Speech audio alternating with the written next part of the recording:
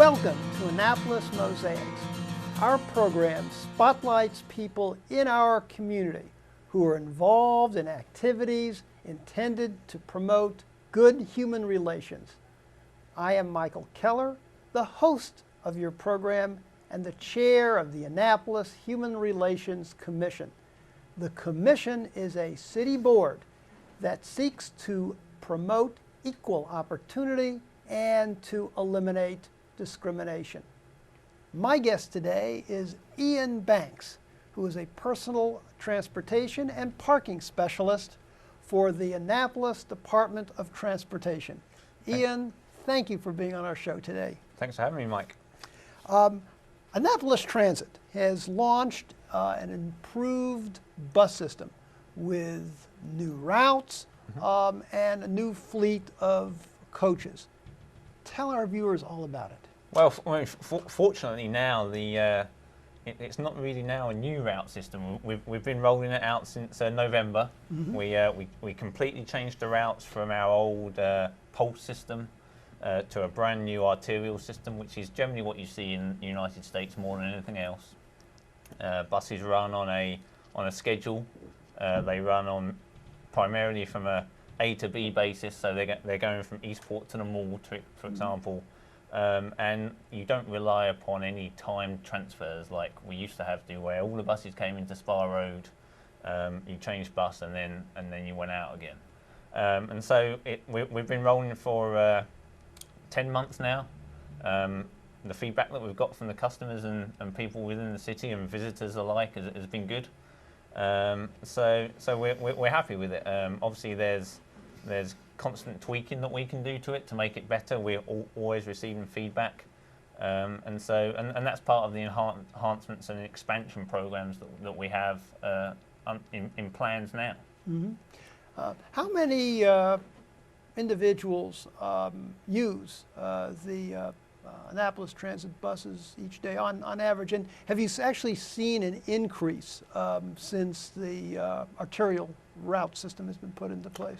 We have. On a typical day, we normally have in the region of 2,000, 2,200 people ride the buses on a daily basis, and that's probably grown slightly since the incorporation of the arterial system. I mean, obviously it helps now that the buses are much more efficient and they're cleaner. Heating and air conditioning work. The buses are much better quality, and you can guarantee.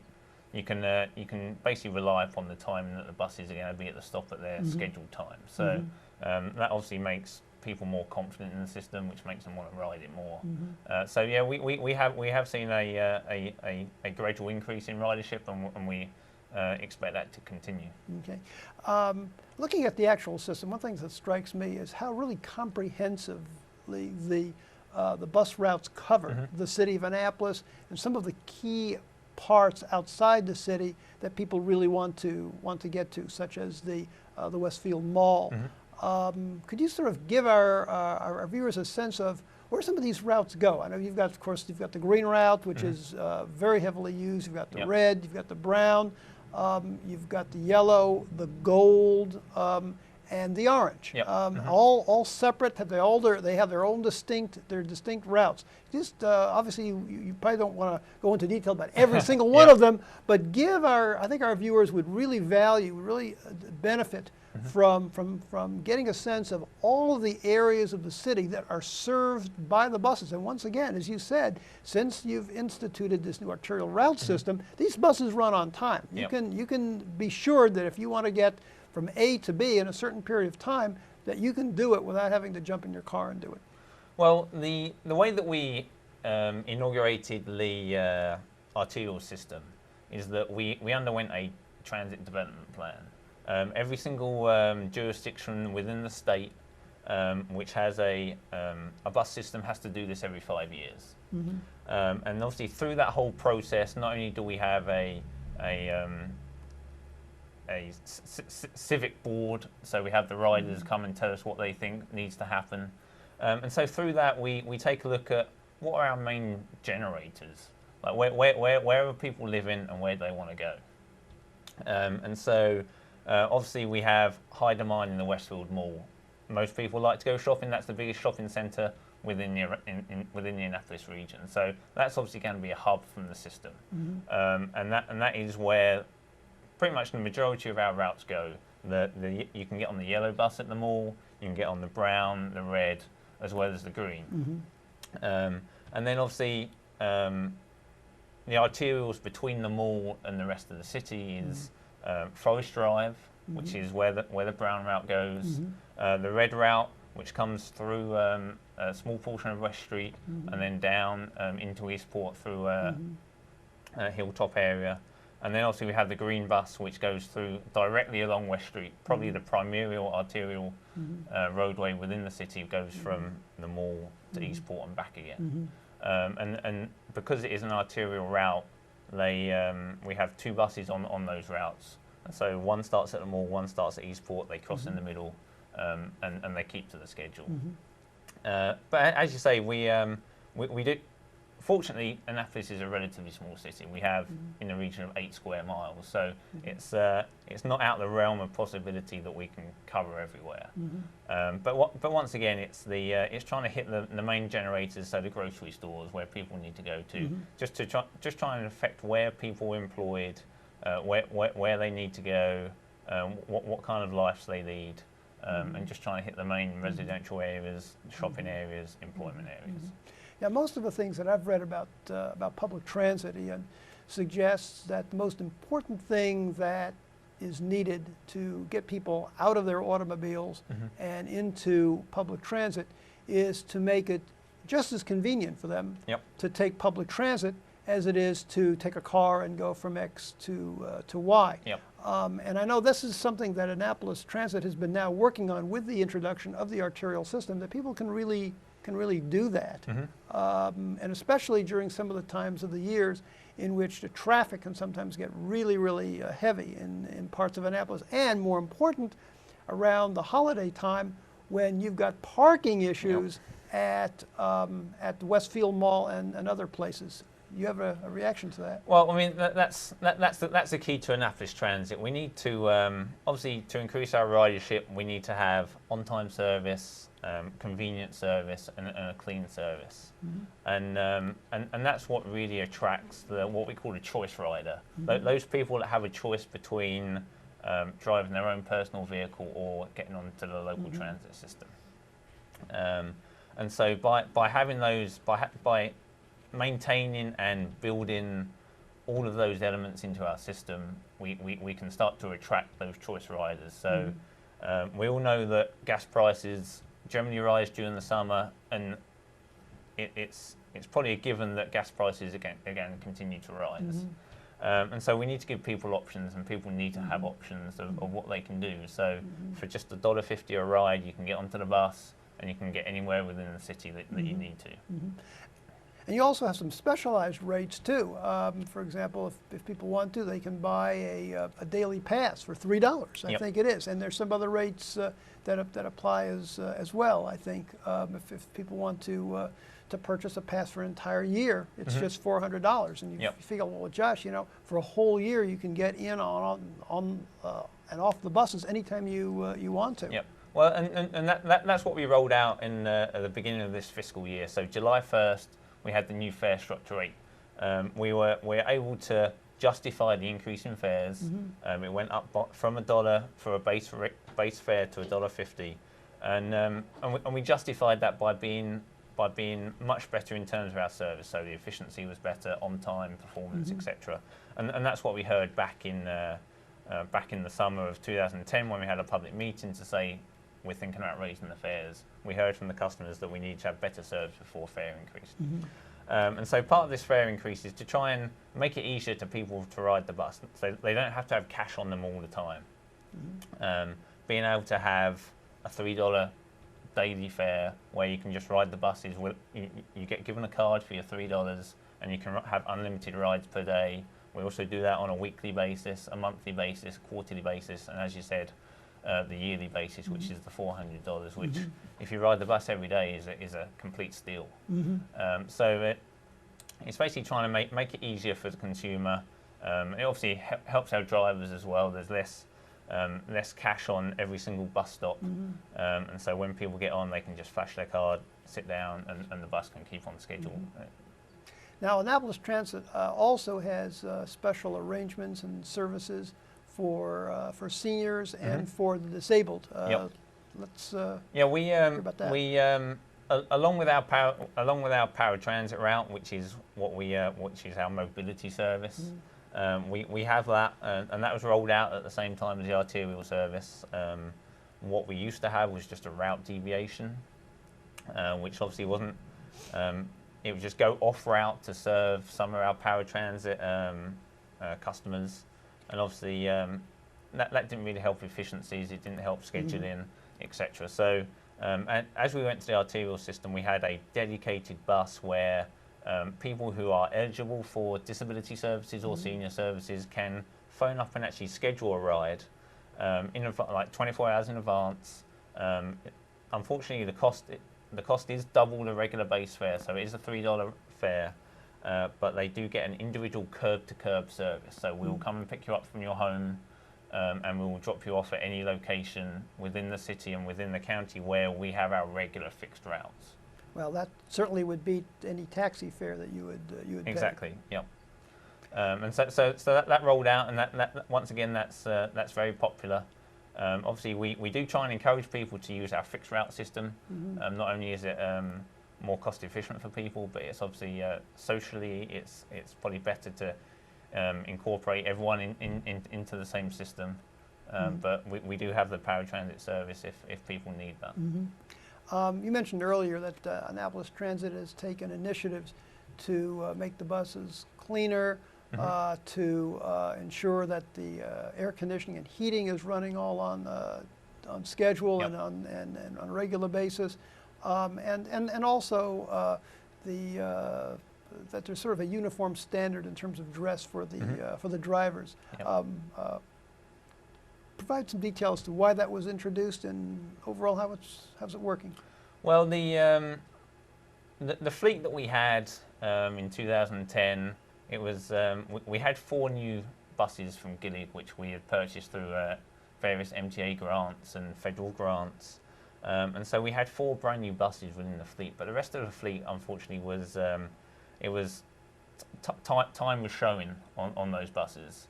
And obviously, as you know, with any vehicle, the older it gets, the more maintenance you have to do on it. Not only just the engine itself, but the bodywork and the interiors and all of that. And unfortunately, when people get on the bus, that's the first thing they see. So if there's trash on the floor, whether they're dirty, whether there's a rip in the seat, that's what people see. And obviously, it doesn't show well on the city. It doesn't show well on Annapolis Transit. We were fortunate enough to be able to lease some buses from elsewhere in the state, which is the trolley buses which we see around town, and that served a great interim, I guess just an interim fix while we were waiting for our more Gillig buses, which we had. Gillig is a bus manufacturer out of California, and we had 5 brand new buses, to come in April, and then we had a brand new hybrid trolley, so it's a hybrid diesel, which came in just last month. So now our fleet is pretty much 95% new, or at least within the first 3 years of their life, and so maintenance costs have gone down, which means we can concentrate on keeping the preventive maintenance up, keeping the look of the buses up, keeping them clean. And obviously that goes a long way to showing people that Annapolis Transit means business and it's here to serve the customers. We're going to take a break now, but when we return, I will be talking with Iain Banks about some of the service enhancement and expansion plans of Annapolis Transit.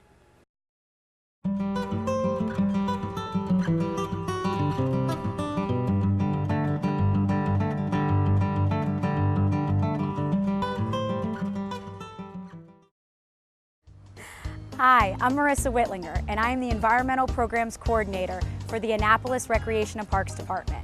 I'm outside today loving the summer weather, and now that summer's finally here, I hope that you can join me outside and enjoy all the wonderful places that Annapolis has to offer.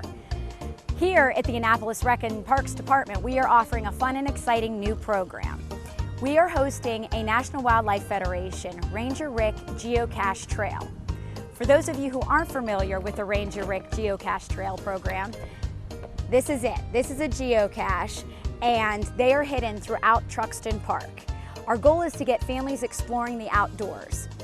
The program is geared for children ages 6 to 14, however, all ages are welcome. You start your adventure by going to geocaching.com/Ranger Rick Trails. Once you're there, you will search for the caches hidden within Truxtun Park, as well as print up your passport game sheet. Each of these caches has its own webpage, and on the webpage are the longitude and latitude coordinates where these caches are hidden. You can download these coordinates to any GPS unit or smartphone. So once you have your GPS device ready, as well as your passport game sheet, you're ready to hit the trails and have some fun. Once you find them, please look inside the caches. There will be a logbook for you to sign, as well as a stamp to add to your game sheet, and you can find some trinkets. You're welcome to take one of the trinkets. However, we ask that you replace it with something of equal or greater value. So the Ranger Rick Trail program is a fun way to get families outside. It connects kids with the technology that they love, but it also lets them explore the great outdoors. This is a free program, and since it's self-guided, you can come out at your convenience. The park is open 7 days a week from dusk until dawn. If you would like more information about this program, please visit our website. I hope to see you all outside exploring the great outdoors.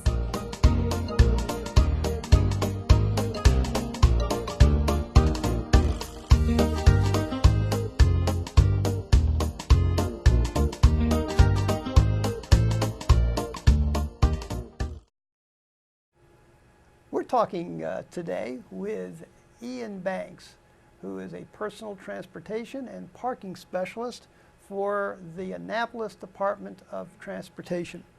Iain, in addition to having rolled out their new arterial system, Annapolis Transit has plans that it is considering introducing over the course of the next 3 years. Some deal with service enhancements, and some deal with service expansion. So what I can do is talk about these, starting with our service enhancements. One of the things that is being proposed is that the times of the buses be expanded to have the buses show up with greater frequency, giving riders a greater choice in terms of when to actually get onto the buses. I think that's the major thrust there. Can you give us some detail about what is being planned or what is being thought of, and the reasons that you're going in this direction? Yeah, well, obviously when we ran out the arterial system back in November, we knew that there were various routes within the city which we knew would need enhancement at some point in time. For example, one of these is the Brown route, which runs from the Giant down at Bay Ridge and goes out to the mall. We knew that was running on a frequency or headway, as we call it in the industry, running on a 45-minute frequency. So we knew that people down in the Bay Ridge area, that bus was only coming once every 45 minutes, which that's on the cusp of being unacceptable within the industry. We knew that we would need to have additional resources in terms of operators and buses themselves to be able to put another bus on that route. And so that's what we're investigating now. We're actively looking for obviously grants and funding to make that happen. And so we would go from a 45-minute frequency down to about half an hour, 30 minutes, which is a lot more acceptable for customers, and that's the feedback that we've heard as well. And the same is for two of the other routes that we were sort of investigating at the moment. One is the Green route. The Green route is probably our most heavily trafficked route within the city. It goes entirely along West Street between Eastport and the Westfield Mall.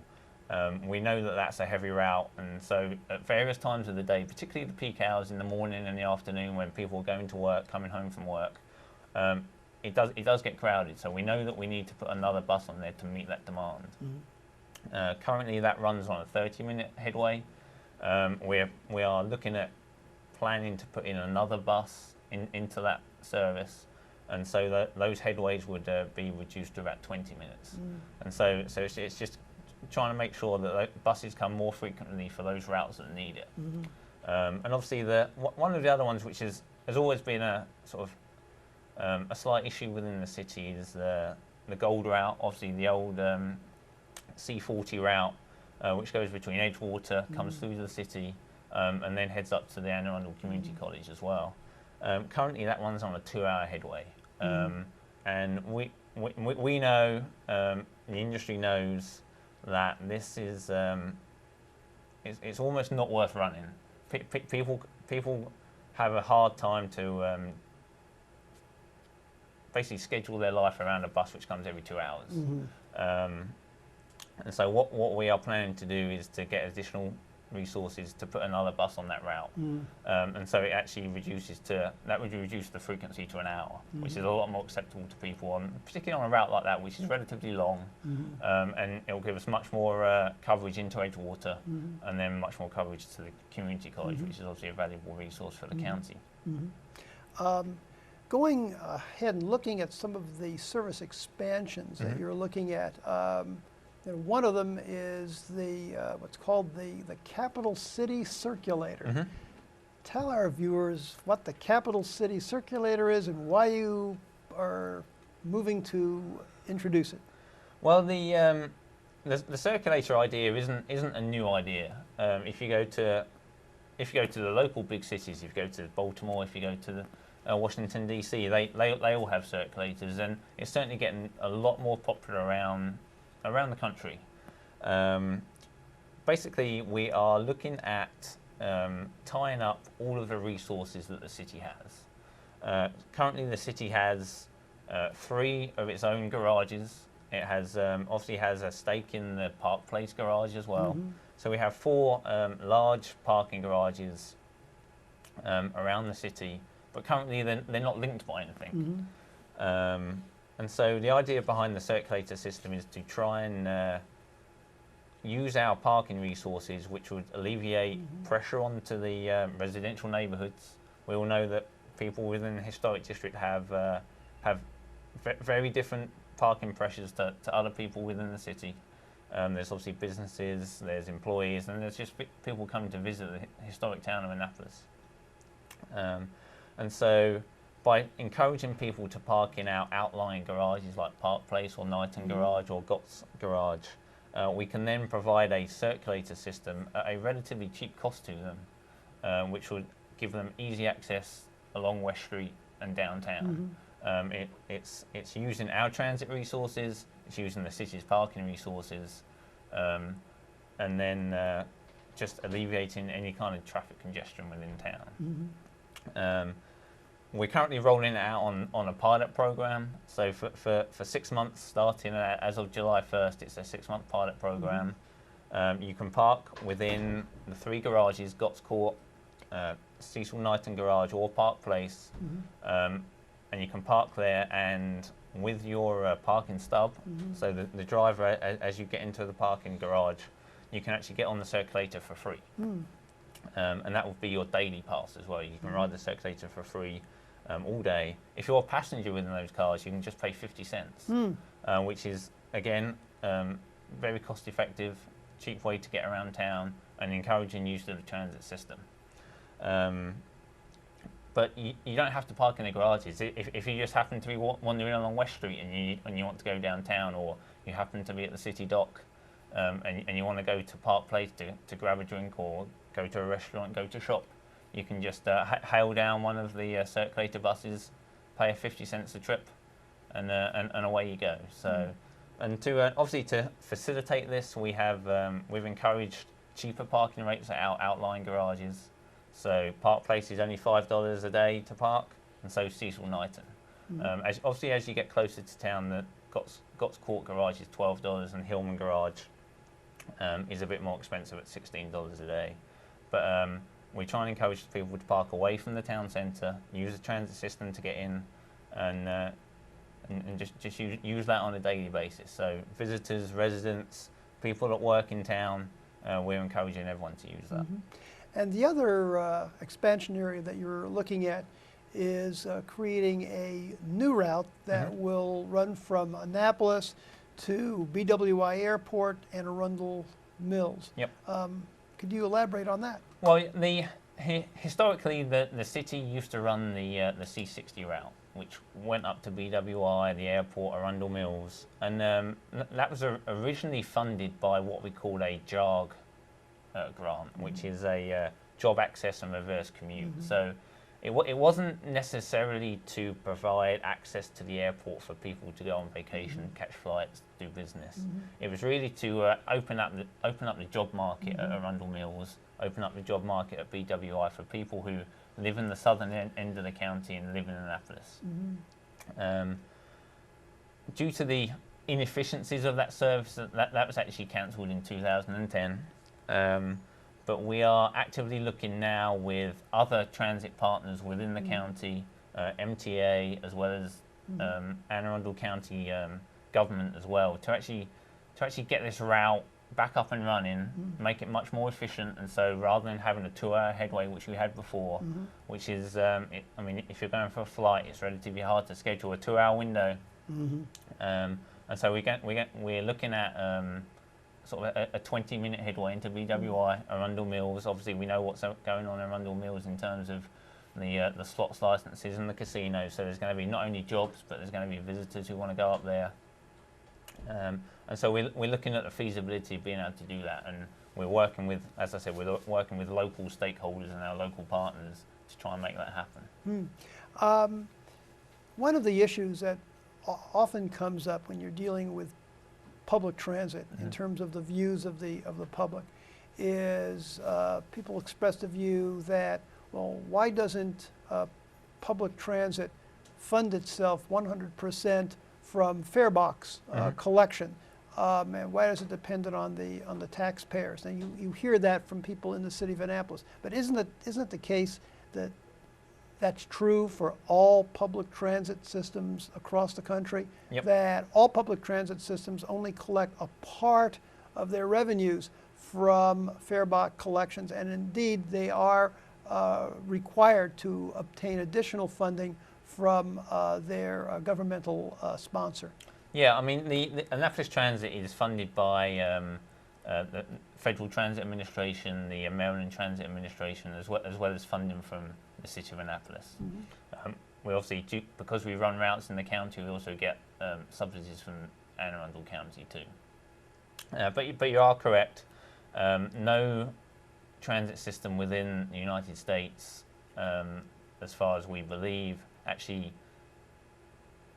recoups all of its costs through the fare box. Generally, the standard is to get somewhere between 30 to 40% of your operating costs back from the fare box. And so it is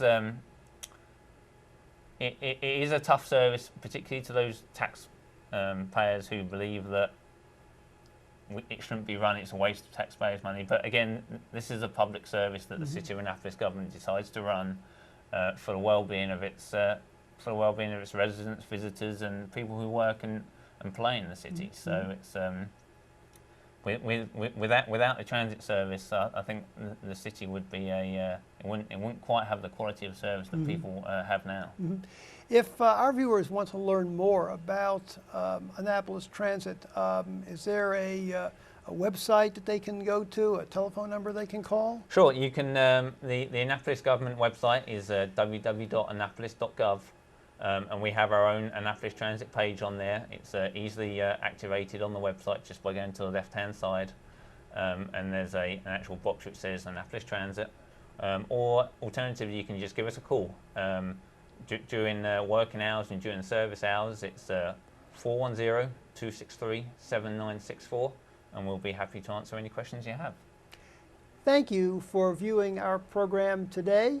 And please join us again on Annapolis Mosaics.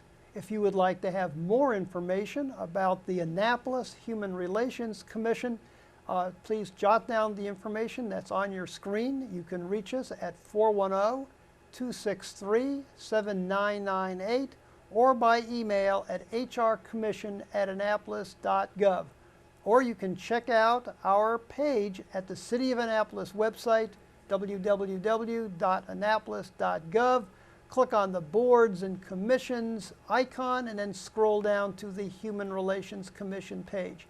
And always remember the words of Dr. Martin Luther King Jr., who said, "We have flown the air like birds and swum the seas like fishes, but have yet to learn the simple act of walking the earth as brothers and sisters."